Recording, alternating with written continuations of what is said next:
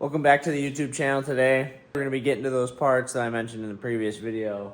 We are going to be taking a look at the starter solenoid and how crusty this one is versus the new one I got on the shelf. The new connections are nice and shiny versus, that old stuff that's just all crusted out. We got new spark plugs, chain case oil, headlights, coolant going in this thing today.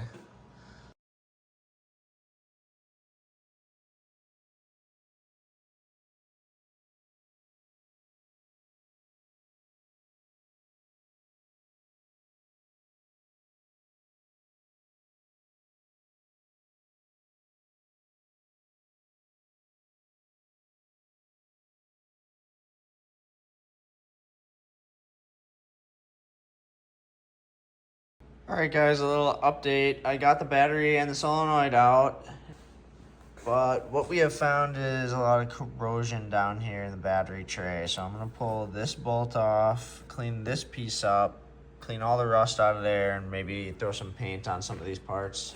Alright, we got the battery tray all cleaned up, and I got all the connections rubbed down with the Scotch-Brite and wire wheel, so all the connections are looking good back here at the battery. All that's left to do is wait for this layer of paint to stop drying on that bottom battery bracket that was rusting all in there. And then we can kind of put that back together. But right now I think I'm going to switch over and start working on some of the stuff up front here. And we're also going to take a look at the main chassis ground that's up here on the steering post to make sure that it wasn't corroded like all the stuff was back here. And while we're at it, pop a little 14 milli vanilli in the old upper decky. Let's go, boys.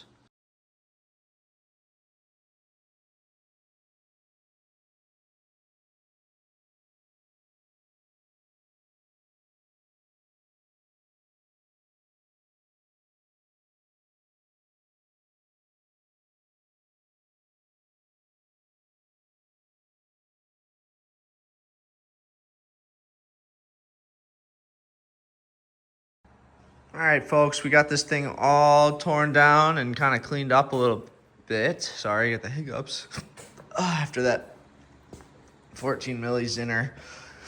But anyway, now that we kind of got things all torn apart, we're going to attack the first thing on the list here, which is going to be the chain case oil. So right here is where you would fill your two-stroke oil, and you got a sight glass right here for that. So we're all good on that.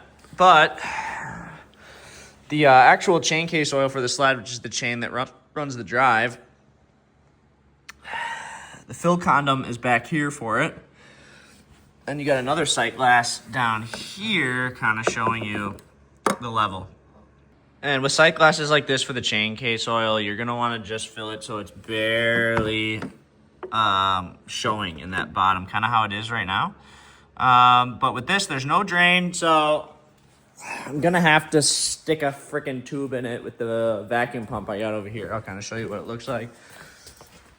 So yeah, it's going to be like a fluid transfer pump. You'd have to get yourself one of these to pump the old oil out. We're going to pump it into a tray and kind of see what it looks like. All right, so we yank this guy out. So I just basically shoved that hose down there until it hits the bottom. Got the other side set into a pan. This is going to be kind of hit or miss. You're never going to be able to get all of it. But should be able to suck most of it out of there. So let's see what it'll do. Here we got some oil coming out. That's definitely chain case oil. You're going to kind of have to move the pipe or move the hose up and down to kind of get all of it out that you need to. So all right, well, we're sucking a fair bit out. We're not going to be able to get all of it, but that shit's looking pretty black, my guy. All right, guys, well, we did the best we could with that. I don't really know if it pulled everything out. It doesn't take a lot, but here's the damage. So they said at the dealer that it would only take about this much in this bottle. So I'm going to say that amount's pretty good.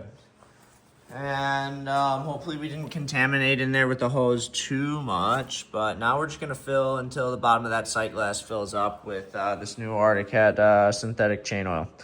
All right, this is why you never trust the part dicks at the counter, because they don't really know. Snorted up the whole bottle. Let's go get the other one. Let's get it in there. All right, people, just like that, halfway through the new bottle, we're filled up about, well, halfway on that sight glass. It's a little high for what I'd like it to be. If you fill this up too high and the pressure gets too much in there, it'll blow your crank seals out, and then you'll lean out and blow up your motors. I'm just gonna run it halfway up. It's gonna let me see easier if it's leaking out. On to the next thing, guys. Chain case oil done. Let's go throw that stopper back in, and maybe we'll attack the old spark plugs next. There's 4 of them. Great. As you can kind of see in there, you're looking at the top of a jug there. 1 and 2. But anyway, there are 2 spark plugs at the top of each jug. And so these take BR9 EYA NG case. Luckily, you don't really need a socket necessarily to take these off, because you can get to the flats on the actual spark plug itself. So I'm gonna do one side at a time, not get my wires mixed up. I got the new spark plug sitting over here. So we'll be throwing these NGKs in there. All right, we got all 4 Sparky Doos out. And these are about 2 years old. And yes, it was time for them to come out and get changed. They're starting to rust there on the tips. Not necessarily corroded bad. It looks like the mixture is really good. But yeah, they're just starting to rust out on the end. So glad we got some new ones. There's a little peak at the top. Those are the bottom and top holes with them out, what it looks like. So let's go get those new ones in there. All right, people. Got the new spark plugs in. They're looking good in there. Got that bracket drying in the box. The heater and the light. The only thing left on the to-do list up here is headlights and finish the new solenoid that's gonna go back here. I'm also gonna go inside while I eat dinner and look up where the main grounds are that grounded the chassis. They said it was on the steering post, but if I come in here and take a look, I'm not seeing, unless it's like down there in the pit, I'm not seeing a ground going to the steering post. And that's my bracket falling over. We'll take care of the headlights that go in here and clean up that last ground, throw the battery back in, throw the seat on, and then we're gonna run this thing a little bit, make sure it likes all the new parts. All right, ladies and gentlemen, we're moving on to the headlights. So the headlights sit inside the front cowl housing, and you can kind of see where they screw in down there and down there, and they really suck to get to. Let's check out these ones we got from Amazon on the shelf over here. Came with some handling gloves, which we may use. And then these are nice because they got the little extension plugs. And hopefully these will be bright enough. There is a particular way that these slide in there, so I'll have to make sure to read the directions, and let's get those old ones out. What's up, guys? Yesterday came and went. Sun went down and came back up again. But anyway, it took me way too long to put these headlights in. It is the next morning, but we got the new headlights in the housing after probably about an hour of me finger fucking and struggling. And then I spent some time and put everything back together.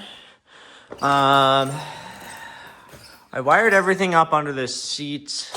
So that new black bracket is the bottom piece, which you kind of see clipped into this top piece. But I got the new solenoid in there, and I got everything wired up, including the old battery charger. So everything should be good going on under there. I spent some time and cleaned up some of this aluminum on the running boards. It was getting kind of crusty and kind of down here. All the repairs have been made. I'm just going to do one last thing before I push it out, start it up, and check everything.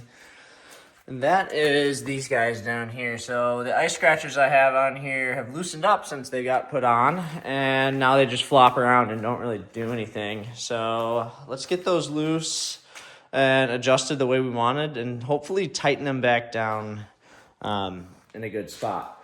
Now I'll take you outside. I would go outside and rip this around the yard after all these repairs, after I finished all of it. But as you can see, southern Wisconsin hasn't got a lot of snow, so I don't really want to tear up the yard. You can kind of see over here that, you know, we got grass exposed. If I was going to spin the track on any of this stuff, I'd just be tearing up the yard. All right, I got this one all adjusted.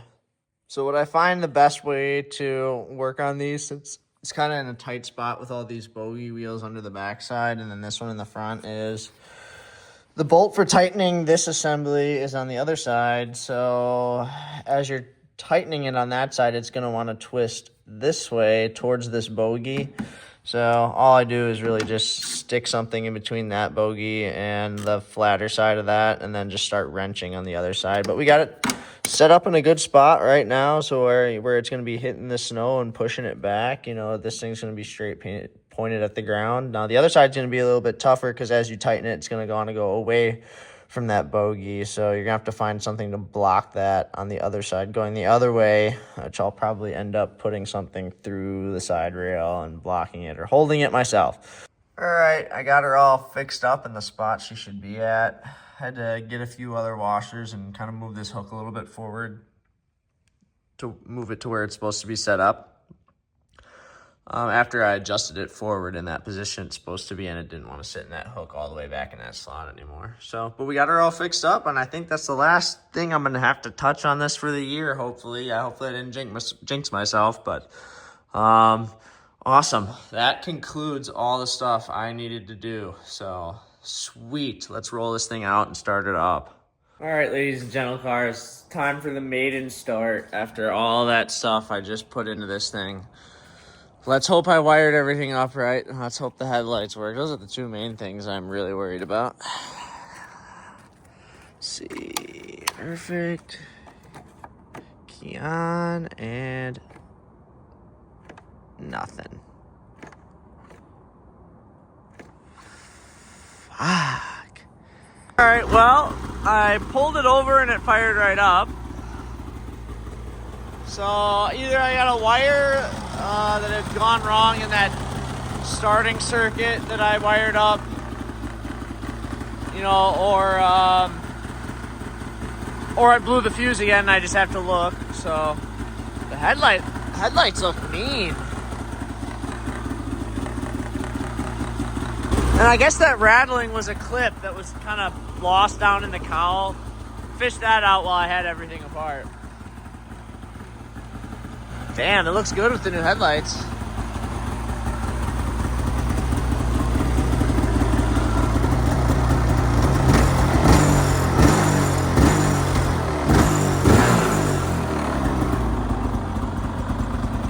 Alright, so I ended up shutting it off and then turning it back on with the starter. So maybe it just needed an ECU reset once I had the battery out and all that fun stuff. So she is one happy camper. Those headlights look dull. And now she will be ready to go for whenever southeastern Wisconsin gets snow or whenever I can take it somewhere again. Thanks for watching me put this thing back together again. I feel like all the videos besides the one trip video has been me fixing this thing or putting parts in it. But that's kind of the way snowmobiling goes. Drop a like, comment if you like the video. Drop a like, comment if you're excited for more trail riding. I'll be on a Skidoo, but more trail riding coming up here on some Super Bowl weekend.